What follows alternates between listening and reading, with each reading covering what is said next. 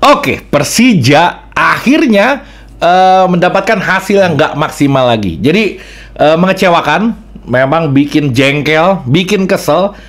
Tapi rasanya sekarang nggak sama kayak yang pertandingan sebelumnya. Sebelumnya gue lebih kesel lagi. Sekarang gue agak mending karena sebelum gue datang ke stadion pun gue udah menurunkan ekspektasi gue. Gue menaruh di kepala gue kalau pertandingan ini akan berakhir kalah atau kita seri. Jadi harapan menang gue udah gue musnahkan dari pikiran gue. Jadi begitu hasilnya kalah, ya memang sudah kebayang. Jadi gue kecewa sedikit, tapi lebih ke pegel aja. Kapan? Mau sampai kapan nih? Mau terus-terusan kayak gini? Masa iya? Masa iya kita harus ada berjuang dari zona degradasi? Masa iya tim sekelas Persija Jakarta harus berjibaku untuk meloloskan dirinya dari jurang degradasi? Rasanya kita nggak pantas ada di sana. Jadi di video kali ini banyak banget gue udah bikin catatannya. Fakta-fakta menarik dari sisi pertandingan, gue nggak akan bahas panjang. Ada wasit juga, ada gol kontroversi juga di situ. Ada Rizky Ridho, gue akan bahas juga. Terus ada bursa transfer 3 pemain asing Thomas Doll yang udah disetor. Ini kayaknya sih agak banyak banget yang akan gue bawakan. Terus kayak Simic juga, nanti gue ada berita eksklusif mengenai dia. Udah rame juga sekarang. Jadi gue akan mulai aja langsung. Tapi sebelum itu, pastikanlah kalau kalian belum sholat ya sholat dulu, baru setelah itu nonton gue lagi. Jangan jadikan gue menjadi penghambat kalian untuk melaksanakan kewajiban kalian. Dan di like, lo ada tombol jempol begini, lo like aja, karena dengan lo like jadi rating video gue bagus dan video gue semakin disebar sama YouTube. Jadi gue minta tolong dengan sangat sama kalian untuk like video ini. Oke, gue mau yang pertama ke segi teknis, nanti gue akan ke berita. Persija lawan Rans. Kalah sama Rans ini memang kekalahan yang sangat memalukan. Kenapa memalukannya? Karena Rans ini dia tim yang baru lahir kemarin. Mungkin dia baru 2 atau 3 tahun kemarin dia baru ada di muka bumi ini. Sebelumnya dia nggak ada. Tim yang baru, bahkan pemainnya pun baru. Tapi herannya kita tim yang udah bangkotan, yang udah lama, udah malang melintang kemana-mana, udah juara, udah ini, udah itu, kok bisa-bisanya kita kalah sama Rans Nusantara. Memang sepak bola, ada menang, ada kalah. Nggak selamanya di atas kertas kita menang, tapi kita bisa menang. Bisa jadi lawan Rans juga kita kalah, hal yang wajar. Tapi, kalau kasus yang sekarang ini, memang performa kita lagi layak kalah. Kita dari nggak pernah menang, kita seri, terus kalah lagi. Ini yang bikin gue ekstra keselnya. Ditambah kalahnya pun sama Rans. Kalau seri aja masih mending. Harusnya kemarin itu dengan gol kontroversi yang dianulir wasit, harusnya kita bisa seri. Kalaupun ya, ini anggaplah seri. Tapi kalau gue ngeliatnya, kalaupun kita menang, tetap aja permainan kita tuh jelek banget gitu. Sekarang anggap menang nih, menang lawan Rans, harus berjibaku, harus lari-larian, harus hantem-hantepan, harus gol di menit akhir. Harusnya kayak gitu. Harusnya kita menang lawan Rans ini dengan mudah. Karena level kita dan level dia tentu jauh banget. Dulu gue pertemuan lawan Rans itu, nah ini dia nih. Ajang Persija mencoba pemain-pemain cadangannya, ajang Persija mencoba pemain mudanya untuk tampil di Liga 1 gitu. Pede, karena kita merasa jauh di atas mereka. Tapi musim ini dia udah ngerombak abis, dia udah total-totalan. Pemain asing datang, semuanya dirombak abis, dan gilanya itu padu banget lagi. Nah ini juga menjadi alasan buat Persija, maksud gue menjadikan Persija nggak bisa alasan lagi dengan pemain asing yang baru gabung. Itu harus ada adaptasi lagi. Kita harus adaptasi 3 game misalkan. Kalau 1-2 game masih oke lah, tapi kalau sampai setengah musim kayak zaman Krmenčík, Yusufela, Hannoverans, setengah musim kita adaptasi pemain asing, terus nanti paruh musim keduanya baru mainnya agak oke gitu.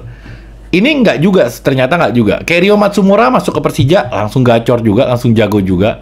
Pemain-pemain asing di Rans Nusantara ini, jangankan asing, lokalnya pun baru pada main bareng semua itu. Itu semuanya baru pada gabung, asing nggak pernah main di sini, baru pada gabung semuanya, langsung jago. Jadi intinya bukan adaptasi. Kalau jago, jago aja udah. Rio Matsumura jago, main ke Persija, game pertama aja langsung jago deh. Jadi bukan alasan lagi. Nanti gue takutnya kalau pemain asing yang datang ke sini, kita memberikan alasan lagi kalau misalkan performanya nggak bagus, dibilang masih belum adaptasi. Oke, 1-2 game adaptasi boleh, tapi kalau sampai setengah musim, rasanya memang kualitasnya nggak bagus. Kalau menurut gue sekarang dengan ngelihat kondisi yang ada, kalau menurut gue bukan alasan lagi. Oke? Terus dari sisi gaji, kalau gue mau bahas sisi gajinya, rasanya ini satu pemain Persija itu bisa nutupin seluruh gaji pemain Rans. Karena pemain Rans itu nggak, yang sepengetahuan gue, nggak mahal-mahal gajinya, biasa-biasa aja, nggak yang fenomenal. Pemain kita kalau lo tahu angkanya lo bakal kaget-kaget loh, fenomenal, dibayar gila-gilaan, tapi ternyata performanya juga nggak oke-oke amat, dan kalah juga sama pemain yang ternyata nggak harus mahal, murah pun kalau bagus ya bagus aja. Nah, di sini kita harus teliti dari sisi apanya? Dari sisi pemilihan pemainnya. Jangan asal-asalan. Mau asing, anggaplah agen. Mau agen nyodorin pemain. Kalau bagi kita nggak bagus, ya jangan diambil. Nggak jadi agennya yang salah. Kenapa sih agen yang disalahin? Sekarang agen nyodorin pemain 5 misalkan. Terus kata kita, nggak, 5-5-nya gue nggak suka. Selesai. Kalau lo ambil, berarti lo setuju. Kalau jelek, yang salah yang setujunya, jangan salahin yang orang ngasihnya. Namanya orang dagang pasti kan nyodorin pemain-pemainnya dia. Jadi kalau gue ngelihatnya, yang sekarang, bursa transfer sekarang ini kita harus lebih hati-hati untuk pemilihan pemain asingnya. Karena isunya ini akan ada 3 pemain asing. Bukan isu sih, ini udah disampaikan langsung sama Prapanca. Pak Panca itu udah nyampein kemarin di wawancara dia setelah pertandingan. Dia bilang Thomas Doll sudah menyerahkan list pemainnya, dan tinggal, jadi listnya tuh banyak, kayaknya nggak cuma 3. Listnya itu kayaknya ada beberapa pemain. Nah, finalisasinya ngambilnya 3. Jadi kita mau ngambil 3 pemain asing dan harus ngelepas 2 pemain asing kita. Pilihannya kalau gue ada Oliver Bias sama ada Marco Simic. Muncul berita hari ini sebelum gue bikin video ini lagi rame, kalau Simic akan dipinjemin ke Liga 2. Memang pantas di situ dia. Jadi Bias dikeluarin, Simic dipinjemin ke Liga 2, kita punya 3 kuota asing lagi. Nah, ini 3 kuota asing ini Thomas Doll udah punya namanya, dan di minggu ini itu akan direalisasikan. Jadi Thomas Doll akan menentukan ini yang main di Persija dan yang harus manajemen transfer pemain itu. Pemainnya siapa? Jadi banyak gosip kayak Tokantis, kayak Ze Valente dan lain-lain. Dipastikan sama si Pak Panca ini kalau pemainnya bukan yang pernah main di Liga Indonesia. Ini pemainnya semua dari luar negeri. Gue nggak tahu Eropa atau Latin. Harapan gue pemain dari Latin. Entah Brazil, Argentina, mana aja. Tapi jangan Eropa. Kalau Eropa cenderung mentalnya agak lemes. Kayak kemarin Hanno Behrens bagus, kena kejadian Kanjuruhan, drop mentalnya, hancur langsung mainnya. Nah, gue harap Latin. Kalau Latin rata-rata cocok. Sekarang di jajaran top skor Liga kita aja, itu hampir rata-rata semua pemain dari Brazil. Jadi memang pemain Brazil sangat cocok di Liga Indonesia. Kalau mau transfer, mudah-mudahan pemain dari Brazil atau Argentina lah paling enggak. Oke, terus kontroversi juga di gol kita. Gol kita yang dianulir. Gol kita dianulir sama wasit. Memang wasitnya anak umur 23 tahun ternyata. Dan kualitasnya pun bukan cuman kita yang protes. Bahkan dari kuburan saya pun protes sama keputusan-keputusan si wasit. Nanti ada gue bacain di bawah. Adil apa enggak? Gue bilang adil untuk berbuat curang. Wasit ini. Adil untuk berbuat kekeliruan, bukan berbuat curang. Curang apa enggak? Gue rasa nggak curang. Gue udah berkali-kali mengucap tentang ini ya. Yang pertama, memang kualitasnya sangat-sangat bobrok wasit ini. Yang kedua, dan dia adil dalam memberikan kesalahan keputusan kepada 2 klub. Itu kalimat yang tepat untuk wasit yang kali ini. Sekarang ada gol yang harusnya kita digolin, dianulir. Rame kan? Dari saudara kita, anak-anak Boboto nyerang.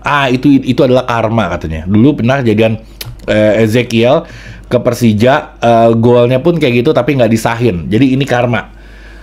Oke, terlepas dari karma, gue akan bahas sendiri tentang karma. Terlepas dari karma, kalau gol ini jangan kita pungkiri, ini adalah keputusan wasit yang salah. Gol nggak disahin ini adalah keputusan wasit yang salah. Nah, urusan karmanya juga, yaitu lain hal. Sekarang kita bahas yang urusan karma. Memang ternyata dendamnya kesumat juga ya. Ini udah berangsur-angsur tahunan loh. Udah lama banget ternyata masih kesimpen dendam itu, dan merasa puas ketika kita menerima hal yang serupa. Tapi nggak serupa, beda. Karena kalau kita masih berjuang. Kalau ente, langsung WO. Tapi nggak apa-apa, gue seru. Komen gue isinya dia orang, gue ketawa-ketawa bareng. Bagi gue asik-asik aja, nggak ada masalah, nggak gue bawa secara personal. Mau ngapain juga, ya memang kayak gitu kejadiannya. Dulu kita pernah diuntungkan, sekarang kita dirugikan. Sepak bola Indonesia itu seperti itu. Oke, terus Gayos dibahas juga.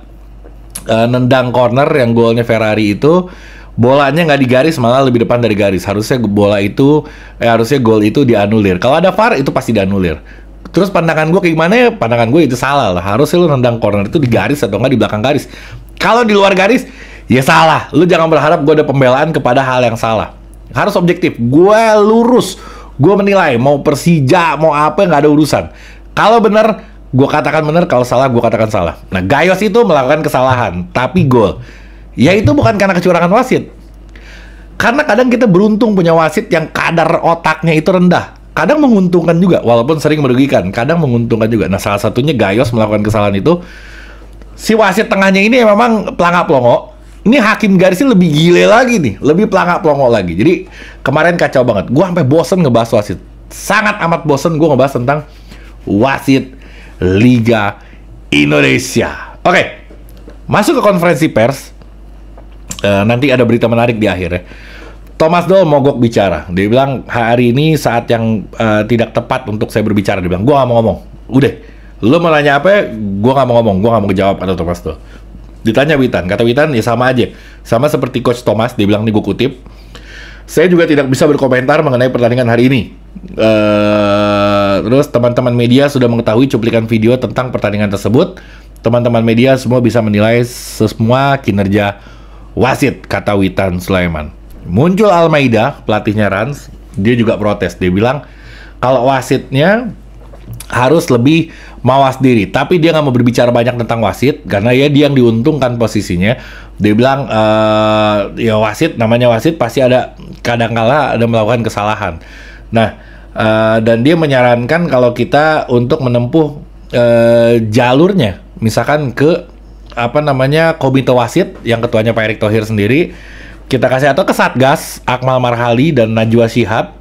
Kita ke sana, kita kasih laporan kita, diusut sama dia. Nanti pasti wasitnya pasti kena suspend atau kena denda lah dari komite wasit. Karena kalau nggak dikerjain itu nggak akan selesai. Gue nggak pengen tim lain merasakan apa yang kita rasakan gitu. Jangan sampai, karena ini nggak akan selesai sepak bola seperti ini. Oke. Tadi pemain asing udah gue bahas. Prapanca dia akan ketemu akan memfinalisasi. Terus bukan dari Liga Indonesia, ini gue pastikan lagi karena asingnya ini dari luar semua. Ya syukur-syukur kita bisa jemput lagi di airport, kita kasih sambutan yang hangat karena harapan kita dia datang untuk nolong kita. Terus yang keluar tadi Simic dan Bias kemungkinan menurut gue. Dan Simic pun lagi rame dibilang keluar, tapi memang belum fix. Karena apa? Karena Prapanca lagi-lagi nunggu restu dari Thomas Doll. Udah mau dipinjemin ke satu klub di Liga 2, tapi Pak Panca ini nunggu keputusan Thomas Doll. Menurut Doll butuh apa nggak sama orang ini? Kalau butuh tetap, kalau nggak butuh Simic bisa dipinjemin. Tapi masa iya butuh? Mau ngapain Simic? Nggak ngapa-ngapain. Simic kacau banget kemarin. Astagfirullahaladzim. Oke. Jadi Doll akan memutuskan berbarengan dengan nanti store 3 pemain sambil mutusin Simic dipinjemin apa enggak. Setelah itu transfer akan dijalankan. Mudah-mudahan di bursa transfer kali ini kita datang pemain yang super amat hebat. Sekarang sedikit terakhir gue mau singgung tentang Osvaldo Hai. Jadi gue mau cerita. Gue kemarin di hotel ketemu Osvaldo Hai. Gue lagi bikin konten sama teman gue. Datang Osvaldo Hai. Gue samperin. Gue bilang lo mau balik ke Persija lagi apa gimana nih? Karena gestur-gesturnya dari kemarin udah ngasih kisi-kisi mau balik ke Persija. Lo foto sama si itu sama orang medisnya Persija. Wah ini bang, jadi kayak agak canggung-canggung jawabnya. Gue nggak tahu deh apa dia takut salah atau dia masih nggak boleh ngomong atau gimana. Enggak bang, gue gue bilang lo nggak deh, gue nggak akan paksa lo menjawab. Gue bilang, gue nanya aja, hati lo masih mau nggak main di Persija? Siapa dia bilang yang nggak mau main di Persija? Wah gue bilang ini udah ajib nih. Nah, gue nilai Osvaldo Hai ini entah dibutuhkan atau enggak, tapi untuk kedalaman squad sih oke juga ini. Sekarang kita punya, kayak kemarin Witan misalkan lagi ampas mainnya, kita punya opsi lain untuk memainkan dia misalkan. Jadi untuk kedalaman squad aja, supaya squadnya lebih dalam aja gitu. Nah, terus gue tanya lagi, dari sini mau kemana? Dia mau nonton ke stadion. Ya, gue bilang tambah geger aja lu nonton ke stadion. Akhirnya gue foto, gue posting.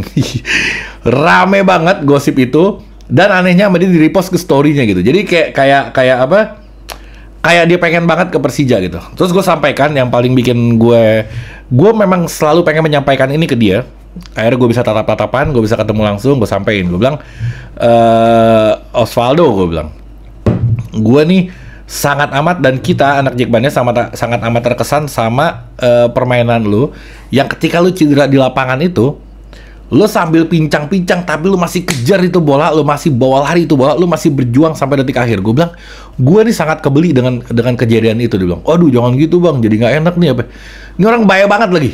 Gue bilang gue nggak akan pernah bisa lupa sama kejadian itu. Mungkin lu pada ingat juga tuh kejadian itu. Jadi dia tuh yang kalau gue ngeliat Firza, gue kayak ngeliat dia juga gitu. Kayaknya kalau main tuh sampai titik darah penghabisan gitu. Nah infonya tadi gue inget, jadi gara-gara bahas Firza itu katanya di ruang ganti nangis dia. Firza Andika katanya di ruang ganti dia sampai nangis. Nah ketika dia bisa nangis gitu, berarti dia kecewanya tuh lebih dari yang lain gitu. Dia dalam kayaknya buat dia tuh. Emang Firza Andika sih luar biasa ya. Nggak diragukan lagi kecintaannya terhadap Persija. Dan pembuktiannya banyak banget dari sisi permainannya, dari sisi bahkan dia nggak publis tentang dia nangis. Gue aja ngomongin nih karena gue dapat bocoran. Jadi gue apa namanya sangat terkesan dengan pemain-pemain yang seperti itu. Kayak Rizky Ridho, gue bahas di konten sebelumnya. Ini terakhir gue bahas di konten sebelumnya. Gue bilang pemain Persija yang rasanya bukan Persija. Salah satunya Rizky Ridho. Ada banyak, nggak banyak, beberapa lah. Rizky Ridho. Kenapa gue bilang Rizky Ridho? Karena Rizky Ridho rasanya buat gue pribadi, ternyata yang komentar beda-beda sama gue. Tapi buat gue pribadi, rasanya Rizky Ridho itu adalah pemain timnas yang lagi main di Persija Jakarta. Itu pandangan gue. Gue nggak ngelihat kecintaan dia terhadap Persija. Gue ngeliat di Instagram pun posting tentang Persija sedikit banget gitu. Tambah kemarin lagi, pakai kartu merah. Itu yang bikin gue tambah gedek lagi. Dulu, Firza Andika pernah dihujat sama anak-anak Jakmania. Gara-gara saat kita butuh permainan, kita butuh pemain di lapangan untuk support timnya, dia malah bikin hal konyol sampai di kartu merah dia. Yang kedua, ada Halif Syahbandi waktu itu. Halif Syahbandi juga kayak gitu, yang nendang pemain. Kita lagi butuh, lagi mau ngejar ketinggalan. Dia bikin kartu merah, kita dirugikan lagi. Nah sekarang, Rizky Ridho. Nah Rizky Ridho ini gue ngeliat kayak ada sengaja dia. Dari babak pertama aja udah kuning. Setelah dia kuning, tambah kasar permainannya. Gue bilang, ini orang kayak pengen merah nih. Dan gue ngomong sama teman-teman gue di sebelah gue. Gue bilang, ini orang pasti kartu merah nih. Kayak ada sesuatu gue ngeliatnya. Ini orang pasti kartu merah nih. Bener aja. Akhirnya kartu merah. Di saat Kudela cedera, kita butuh di lini belakang orang, lo pakai kartu merah lagi. Gue nih, gue gahar, jujur aja gue kesel ngeliatnya. Kenapa? Karena gue masa bodoh ya sama pemainnya, gue nggak ada urusan. Gue nggak kenal pun gue nggak apa-apa sama pemainnya. Tapi Persija ini adalah tim yang gue sukain, tim yang gue cintain. Ketika lo hadir masuk ke sini, terus lo nggak bikin tim ini jadi bagus, atau lo ngerusak tim ini dari dalam, gue nggak ngomong Rizky Ridho. Ini udah selesai pembahasan dia. Siapapun orangnya, Simic anggaplah. Ketika tim yang gue cintain ini, terus lo hadir masuk ke dalam tim ini, dan lo ngerusak, lo sama aja ngerusak orang yang gue cintain. Kurang lebihnya gitu. Contoh, gue cinta sama anak gue, lo berteman sama anak gue, lo rusak anak gue. Gue sama keselnya kayak gitu. Nah, ada beberapa pemain yang hadir kayak Simic sekarang, contohnya, hadir untuk merusak aja ke dalam gitu. Itu yang bikin gue jengkel. Jangan sampai ada lagi pemain Persija kayak gitu. Salah satu kelakuan yang bikin gue jengkel kemarin yang Rizky Ridho kartu merah. Tapi terlepas dari pembahasan gue yang barusan nih, dia bikin kartu merah, itu bikin kesel gue. Karena apa? Karena dia merugikan tim yang gue cintain. Itu dari gue. Assalamualaikum warahmatullahi wabarakatuh.